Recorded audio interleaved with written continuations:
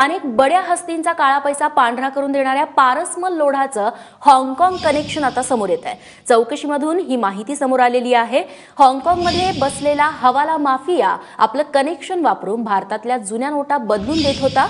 ED या हाँगकाँग कनेक्शनमध्ये हात असलेल्या बँक कर्मचाऱ्यांचा आता शोध घेत आहे।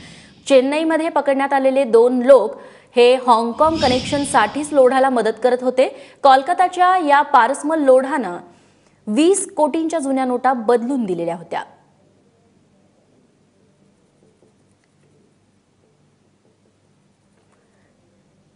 प्रशांत कदम आमचे दिल्लीचे प्रतिनिधी आपल्याला अधिक माहिती देतील। प्रशांत, तुझ्याकडे काय तपशील आलेत या घटनेसंदर्भात?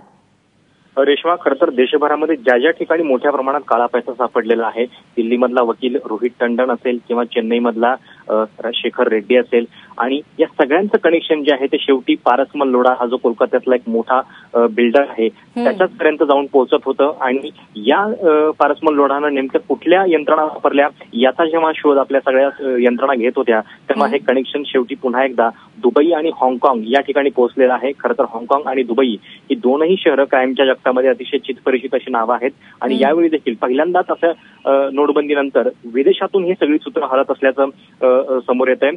आता ईडी असेल किंवा इतर ज्या सीबीआय सारख्या यंत्रणा आहेत या सगळ्या शोध घेत आहेत की नेमक्या हाँगकाँग मधल्या एजंटना मदत करणारे, म्हणजे हवाला मार्फत पैसे ट्रान्सफर करण्यासाठी इथं जे कोणी लोक मदत करतायत, काही बँकेचे कर्मचारी देखील असू शकतात, हे लोक नेमकं कोण आहेत याचा शोध आता सध्या घेत आहेत।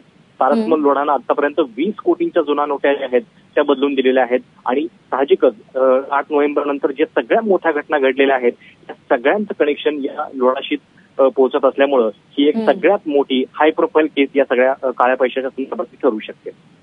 नक्कीच प्रशांत, धन्यवाद तू दिलेल्या सगळ्या सविस्तर माहितीबद्दल।